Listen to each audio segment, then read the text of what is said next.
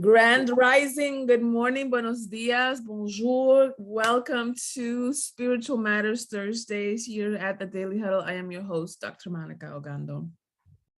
I'm excited to be here with you today because we're going to be talking about something that I have been a part of for the past, 15, 16 years. I have been a student and also a teacher of a course in miracles, and we're going to be talking about today the wisdom teachings of A Course in Miracles. And appropriately so, darling, appropriately so, I have a quote from A Course in Miracles for you. It's a little long, okay? So just breathe through it and just take it in. We don't have to agree or understand, we just have to witness, okay? This is A Course in Miracles. It is a required course. Only the time you take to do this life is voluntary. Free will does not mean that you get to establish the curriculum. It means only that you can elect what you want to take at any given time. The course does not aim to teach the meaning of love, for that is beyond what can be taught. It does aim, however, at removing the blocks to the awareness of love's presence, which is your natural inheritance. The opposite of love is fear, but what is all-encompassing can have no opposite. This course can therefore be summed up very simply in this way. Nothing real can be threatened. Nothing unreal exists. Herein lies the peace of God. Welcome to the Daily Huddle.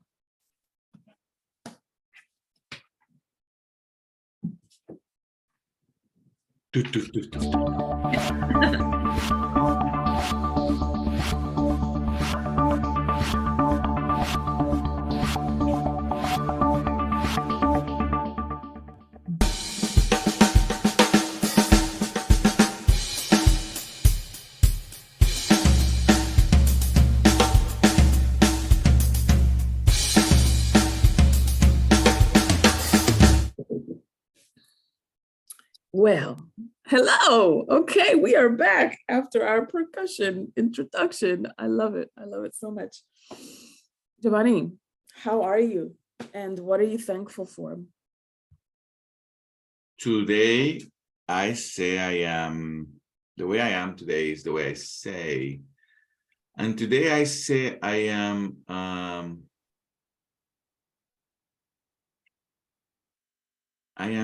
engaged with life. I like it. Yeah, we can dig that. Absolutely. Andrea, where are you and who are you going to hug today? I am right where I need to be, which is right here. And first I'm going to hug myself. Amen. And then I'm going to hug my daughters. Oh, that's lovely. That's lovely. We love daughter hugs around here. I'm excited to talk to you today about the Course in Miracles. First of all, put a 1 in the chat. I don't see too many videos today, so I don't know if you are like Rashida sometimes going in. Put a 1 in the Gio. Put a 1 in the chat. He doesn't even know why. He's just putting a 1 in the chat. Put a 1 in the chat if you have heard of or have read or been exposed to A Course in Miracles before. Put a 2 if you have not. If you've not heard of it, if you don't know what it is, if you're not familiar with it, put a 2. If you are familiar, put a 1. Okay, good. All right. So most of you have heard of it, or at least been some level of exposed to it. So remember a while back, we were talking about our channeled texts, an authentic source of wisdom. Last week, we talked about channel texts. So A Course in Miracles is one of the more popular ones. And it is said to have been channeled, in other words, downloaded and written, transcribed. She didn't, quote unquote, make it up. She just kind of transcribed it through the wisdom that she was getting by a psychotherapist in the 70s, Helen Schuckman. And at first she was very resistant to it because she came from a psychotherapy / scientific, you can only believe what you can see kind of background. And so when this stuff was coming through, according to her own telling of her experience, when this stuff was coming through, she's like, what is this? Am I hallucinating? I haven't taken any edibles. What's up with me? Why is this coming through like this? And one of her friends, whose name escapes me at the moment, but also a colleague, a fellow psychotherapist, was saying, instead of resisting, let's just see what comes out on the other end. And so she started writing the stuff that was coming through to her. And eventually, many months later, because this is a very heavy tome, let me show you. This is the finished product. So you can imagine if this is this heavy as a finished product, imagine what it looks like in somebody's chicken scratches, right? And many months later, she had this draft of this wisdom teaching that she was not even familiar with. It was coming through her. She was like, I don't even know what this is, and I don't even know what they're talking about, etc. So then later on, she publishes it and doesn't even want her name. Uh-oh, my camera went off. Doesn't even want her name associated with it because she thinks it's going to compromise the validity of the work that she's doing in the scientific community. Which brings up a great point, which is that a lot of times people have it as though your qualitative data is mutually exclusive or not as weighty or substantive as quantitative data. That something that cannot be duplicated or proven in a scientific lab, as it were, isn't as factual as stuff that you get from inspiration, from intuition, from divine downloads. It has to be data, not downloads. Wrong D, right? And so she had to confront this. She had to confront what is, in a sense, she became an epistemologist, right? Like, or an ontologist. What is the source of knowledge and what can we count on as a serious source? What can we depend on? What can we consider that isn't just observable data? Because if all we have to count on for the body of knowledge is observable data, then there's a lot of the human experience that we would have to dismiss. Love isn't really observable data. You can feel it, you can communicate it, you can subjectively say that's what you witnessed or what you're feeling in return with somebody else, etc. But there's no way to quantify that. Just to give you a really basic thing, right? And so imagine taking the whole of the human experience and saying, yeah, none of that counts because it's not observable data. What? No. We have to revisit our assumptions, right? Like we always say here at the Daily Huddle. So to give you my personal story about it, I had been hearing about A Course in Miracles in psychology circles and comparative religion circles, even in undergrad. I didn't go to grad school until much, much later. But I had been out of undergrad for a minute, and I had been in the financial services field for a minute, and I had been questioning where I was in the world and what my relationship to God was, et cetera, et cetera. So I had been in this kind of like, I'm considering it, but it's not like an urgent matter to solve.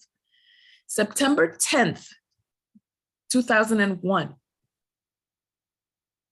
September 10th, 2001. I walked into a Barnes and Nobles and, they had a display and they had A Course in Miracles and I bought it. September 11th, 2001, when the towers fell, I looked at the book and I was like, you're going to tell me something. My whole world feels like, what the hell kind of, what am I living through right now? So I cracked it open the following day, hoping to seek some answers, et cetera. And I have been studying the course ever since, and I have been teaching it since about 6 years later, September 2007 is when I started teaching. So what do I mean by studying it and what do I mean by teaching it? This book is a little bit of a devotional. There's a part in the book well, if you can see, it says a combined volume, right? There's a part in here that says workbook for students. And that workbook is divided into 365-day lessons, a little bit like a devotional. And then there's a part that's a text, and the text is a bit like the philosophical underpinnings of the teachings of the Course in Miracles. And so for the past however many years, I think 16 years at this point, I've been reading a lesson a day and a section of the text every single day. So what happens when you do that on a consistent day-to-day basis is that sometimes your beliefs, your own beliefs or prejudices or assumptions or conclusions about the world start coming up and come face to face against something that you have exposed yourself to, in my case, A Course in Miracles. And you have to decide. There comes a point in your own crisis of faith where you have to decide, is what I'm reading, is what I'm exposing myself useful, relevant, important, or even accurate or true? Does it resonate? And I had all of those things. There was the part of me that was like, I don't even know how I know this. This is my first time reading this or being exposed to this. How come I feel like this is age-old wisdom? How come I feel like, yeah, everybody knows that. When I read certain pieces, when I was exposed to certain arguments, it talks about mind training and the relationship to the divine, the relationship to your brothers and sisters, in other words, other humans, and how you move in the world, from a philosophical perspective, more so than from a touchy-feely emotional perspective. So it's very heady. It's very, it's a little bit like listening. Keep in mind your own biases when I'm about to say this, right? But it's a little bit like listening to a defending attorney making the case for standing in your mastery of your life. So it sounds heady in that way and very advocate-like in that way. And there were some things that challenged me that I was like, yeah, I do have it like that. And it doesn't make sense to have it like that. But I don't know how else to have it because everybody else has it like that too. So discovering that some of the ways that I have moved through my life isn't a function of my own choosing. It is a function of my going along with the collective consciousness was a wake-up call too, because there were some things that weren't mine. To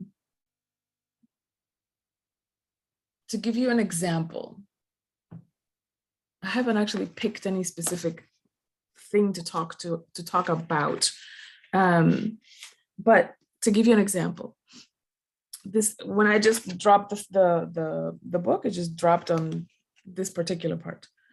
I'm reading from the text. There's a part that says, "Let not the little interferers," talking about biases or guilt feelings, anger, etc. "Let not the little interferers pull you to littleness. There can be no attraction of guilt in innocence. Think what a happy world you walk with truth beside you. Do not give up this world of freedom for a little sigh, nor a tiny stirring of guilt's attraction. Would you, for all these meaningless distractions, lay heaven aside?" So I stop and I think about that. For example, when I think of heaven, I think of a higher consciousness. I don't think of a place where God resides. This is not like God's zip code. This is, for me, heaven is a higher level of consciousness, right? So littleness would be like my ego. Littleness would be my smallness, my preferences, the pieces that keep me separate from other people. So would I lay heaven aside, higher consciousness, for staying in my ego? Yes, I have done that. But do I want to continue doing that? Do I want to be the kind of person that does that? Do I want to be that petty? Do I want to be that small? And it was just like, dang, they just bottom line it like this. Like, you do have to make a decision when it's that clear, right? And so I would love to open up the discussion floor for all of us to explore, one, if you've had any exposure to the Course in Miracles, what has been your experience with it? And number two, Course in Miracles aside, what have you been exposed to that has challenged the way you see yourself and your relationship in the world, that has you showing up differently? I hope that question is clear. Let me say it again. What have you been exposed to, Course in Miracles or not, that has challenged and up-leveled the way you view yourself and your relationship to the world? Gio, what you got? So that's a very huge question, right? So, but I'm going to keep it at the level, not at the level, I'm going to keep it with the Course of Miracles. One of the aspects about the Course of Miracles that I have always found fascinating is that anyone who have shared about it in the last 10 or 15 years has this I don't want to say unique, but really admiring way for self-reflection. And that's something that always attracted me. Like, you know, anyone who's around the world of the Course of Miracles have this particular skill for self-reflection, and also in their space, everything is okay. There's no like a particular truth. There is not a particular worldview. I don't see a particular attachment to something. I'm safe around the people.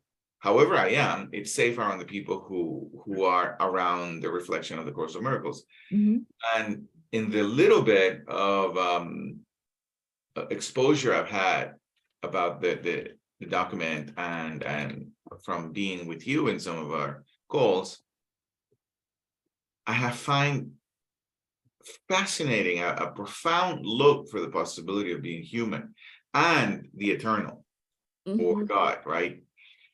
So that's what I wanted to say to start the conversation. Oh, thank you for that. Thank you for that. Yeah, I think we are in great need for spaces where we can explore our own humanity without somebody else's agenda, prejudices, or biases interfering with that sacred process. And so thank you for articulating that. I love that. I love what you said. I want to use it one day if I remember it. Okay, what'd I say? I love that you just said, maybe you were saying this, but what I heard in what you said was, it is a sacred process to dissect the way we look at things without a particular agenda. It's a sacred process. I love that you use the word sacred for that process, because it is kind of sacred. It is kind of delicate while at the same time very powerful. Yeah, absolutely. Absolutely. Cece, you had something? Good morning. Oh, good morning. Yes, that sacred spot, or that the sacred experience that I have with God, because one, I don't think I would have ever been healed from Graves' disease without that sacred experience that I had with God, so that I would be healed. It was just a miracle that I was healed, because the doctors were shocked. The medicine that they prescribed that quote unquote was supposed to heal me didn't work. And then it took 3 years for the process, but perhaps it was a miracle, because they said, what are we going to do? I said, we're going to just keep moving. I won't have to come back no more. But that was just a sacred experience that I had with God that I couldn't have never imagined being healed from Graves' disease, which most people do not get healed from that particular disease. Yeah. So thank you. And I pass. Awesome. Thank you so much for that. Thank you for that. There are so many experiences where we're like, yeah, it wasn't me. like the song goes, it wasn't me. And I can't take credit for it. This is I'm a witness for and a channel for the divine. Sorrel, you have something? Yes, good morning, Dr. Ogando. I too got re-engaged with the Course of Miracles through you, so I want to say thank you for that. You're welcome. And one thing I've gotten that's been particularly impactful in my life is my relationship to miracles. Say more about that. I've always related to miracles as something God can do for me and for others if I'm good enough, if we're holy enough. and if we're sanctified in some way, right? Right. And then I read this one passage in the book at the very beginning about I think that chapter's entitled the nature of miracles or whatever it is. I forgot, but it says miracles are performed by those who temporarily have more, for those who temporarily have less. And all of a sudden, it's like miracles became accessible. Miracles became not something simply reserved for the divine, but something that is my birthright as someone, as a being who has God as a part of me, in me. Like it said that God created me through extending his creation, and therefore there is God in me and in us. And we too can perform miracles, and they're not weird or something reserved only for God. Right. Or those with special dispensation. Yeah. And that there is a place where there's one thing I want to ask you as a question, though. Yeah. Okay. Part of that text said, yes, miracles, we can perform miracles that way, but it requires purification.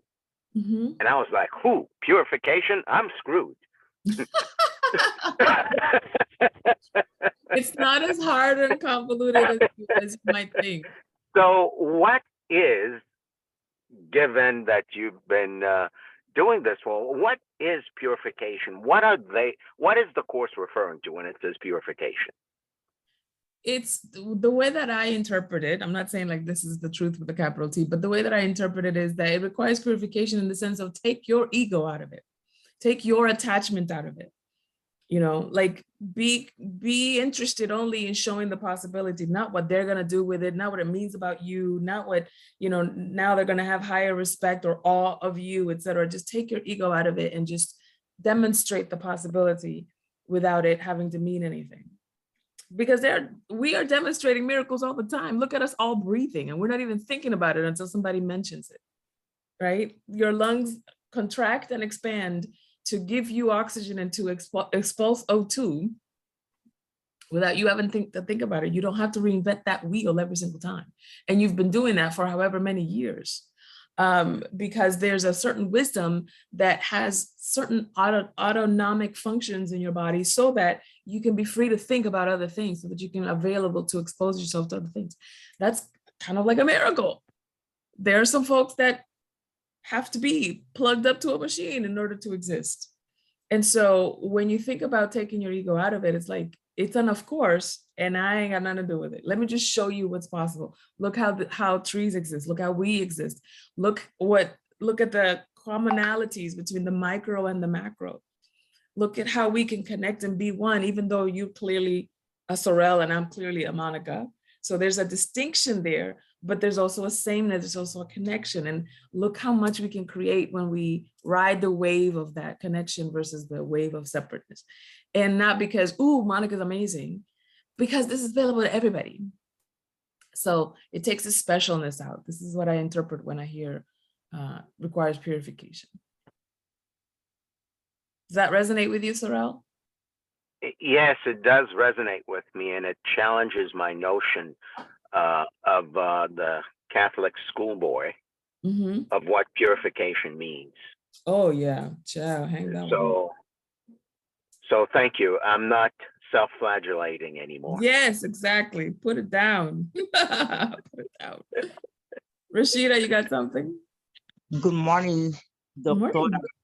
Buenos dias. Buenos dias. It's a pleasure. It's just a pleasure to see that. For me, you touching the topic, have the Course of Miracle. It's bring me back when I started studying the Course of Miracle. How much I remember my grandparents and my foreparents when they went on their knee and asked for something, they would get up off their knee and knowing that they're going to fulfill. So when I studied the Course of Miracles, I was like, oh no, I'm going to ask for everything I want. I don't care what and how. I know I'm going to get it.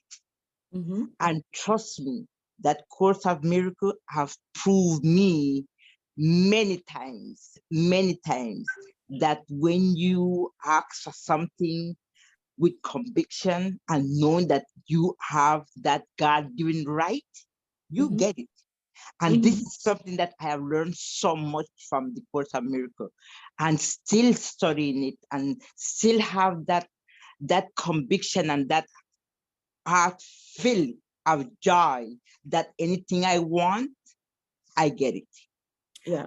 And don't get me wrong, not with and trust me, I work on getting rid of ego like 20 years ago, worked very hard, still was working, I would say 15 years ago. But once you get rid of ego, that spirituality and that devotion have able to know that you have a God-given right and you just have to feed it, fulfill it, just able to know that anything that your heart desire, and not only for yourself, but also to give back to society, to give back to your loved one, to give back to your sisters and brothers and neighbors. It's just amazing.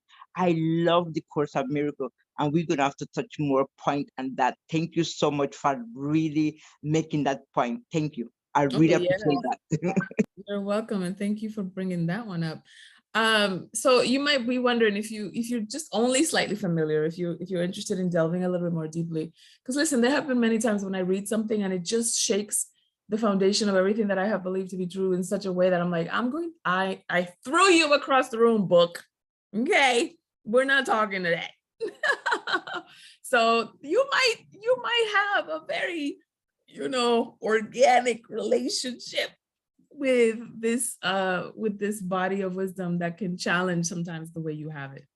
And I'm always fond of saying, which is why I always tell you, check yourself before you wreck yourself. Always audit your assumptions, because the way you have it isn't necessarily the way it is. Capital IT, right? It, reality, God, you, even the nature of your own existence. So if you want to get started on taking a look for yourself, Lady Google has many resources. You can go to a bookstore, Barnes and Nobles, Amazon, etc., and go buy yourself a copy of the book. I happen to have a Spanish version as well, because they've translated it to many different languages. Only because Spanish is my native tongue, it's my native language. And so sometimes there are things that land on my heart in a different way in Spanish than they would in English. English is kind of like my thinking language, and Spanish is kind of like my feeling language. I don't know if anybody who's bilingual can relate to that. So go to a bookstore, get yourself a copy, or you can get a digital copy online. There's plenty of free resources. You can also go to YouTube University. Child, we all have taken a course or two on YouTube University and study some of the folks who teach A Course in Miracles in that way. Of course, if you're fond of me, you can always come visit my weekly class. I teach, or not teach, but facilitate discussion of A Course in Miracles every Monday at 4 p.m. Eastern. You can always DM me so that I can give you more information on that, because it's nowhere on my website, nowhere on my social media. This is a very sacred community of people who are dedicated to studying this and mastering themselves. So it's not like a subscription service or whatever. It's a free community. And to ask questions, to kind of grapple with the things that challenge your thinking, the things that challenge your assumptions about life and about you and about God and so forth. And it is also an opportunity for you to self-define. And I don't mean self-define like I get to say how I am created, because if you have a creator, okay, we're going to go with certain assumptions. The assumption is that you have a creator. So if you have a creator, then you have already been created, and how you've been created is not for litigation. But who you say you are as you move through other creations in this world, relationships and other beings, that you do get to decide that. You do get to say how you show up. You do get to say the impact that you have on other people and even on yourself. And so that is an opportunity for you to self-assign certain aspects of yourself that you might not necessarily consider. To give you an example, I have never considered myself to be a patient person until I read a piece in the Course in Miracles that says infinite patience begets immediate results. And of course, an impatient person is very interested in immediate results. So I said, wait, the trick to having immediate results is to be patient. Okay, I'm gonna try this. And so this is an opportunity for you to play with, who do I say that I am and how do I show up in the world, and what are the skills that I need to take. Thank you, Andrea, to move forward. So thank you all for being here. I got your notes. Cece, I'm going to send you some information about a Course in Miracles class that I teach on Mondays, co-facilitated with my dear sister and friend, Natalie, who also co-facilitates our annual trips to Egypt with me. And listen, my intention with Thursday Spiritual Matters is to have you open up the possibility of who you are in relationship to yourself and others in the world, but in connection to the divinity of your own understanding. I don't have the answer to what the divinity of your understanding is or should be, but I am a committed partner in helping you explore and define that for yourself. So I love you. Remember, always love, always laugh generously, give of yourself, move your body, sleep at least 7 hours, stress less, eat more plant-based foods. And of course, check yourself before you wreck yourself, audit your assumptions. We love you. See you next time.